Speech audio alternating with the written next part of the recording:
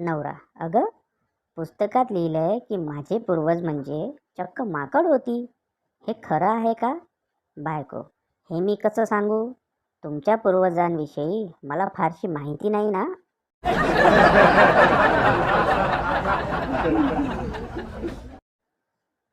महिला: तुमच्या दुकानातून नेलेल्या साबणाने माझ्या मुलाचे कपडे धुतले, ते सर्वच आकसले आहेत.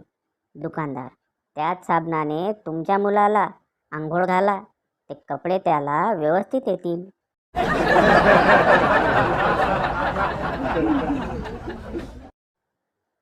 कर्मचारी: साहेब, मला ऑफिसमधून लवकर घरी जाण्याची परवानगी द्या. रात्री मी रिक्षा चालवतो, पगार पुरत नाही. मॅनेजर: हरकत नाही, पण अधूनमधून माझ्या वडापावच्या गाडीवर आलं पाहिजे. रात्री मी वडापाव विकतो, मलाही पगार पुरत नाही.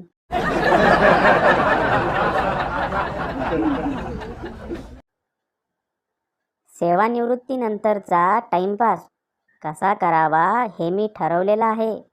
स्टेट बँकेतून 500 रुपये काढावेत, नंतर तेच पैसे शेजारच्या महाराष्ट्र बँकेत भरावेत. दोन्हीकडून 2-3 तास एस-सीमध्ये बसावे.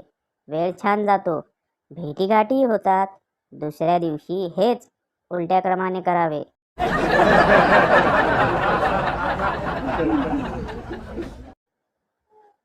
बायको: अहो, मिस्टर नेन्यांच्या मिसेसच्या अंत्यविधीला गेला नाहीत तुम्ही, काय वाटेल त्यांना?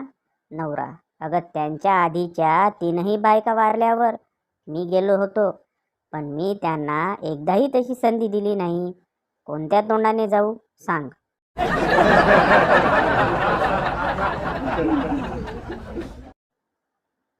पती: मैं दूसरे देश जा रहा हूँ. पत्नी: भारत जाओ तो साड़ी भेजना, दुबई जाओ तो गहने भेजना, फ्रांस जाओ तो परफ्यूम भेजना. पति: नर्क जाऊँ तो क्या भेजूँ?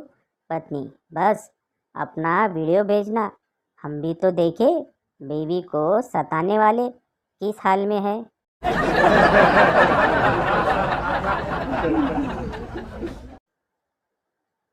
अनलिमिटेड कॉलचा पुरेपूर फायदा उचलणाऱ्या 2 व्यक्ती म्हणजे आई आणि मावशी. तासभर बोलून झाल्यावर काय बोललीस असं विचारल्यावर काही नाही असंच उत्तर मिळणार.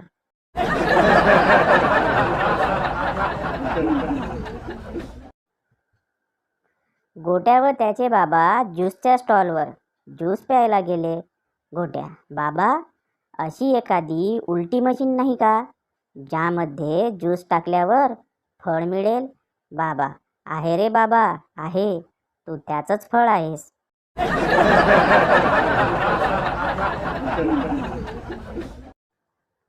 नवरा: अगं, उद्यापासून आपण दोघे मॉर्निंग वॉकला जात जाऊ, शरीर निरोगी राहते त्यामुळे. बायको: म्हणजे मला काही रोग झालाय असे वाटते का तुम्हाला? मी रोगट आहे असं म्हणायचं का तुम्हाला? नवरा: बरं बाई, नको येऊ तू, मी एकटाच जात जाईन. मग तर झालं ना. बायको: हो हो, एकटेच जा. मी नको वाटते ना तुमच्याबरोबर?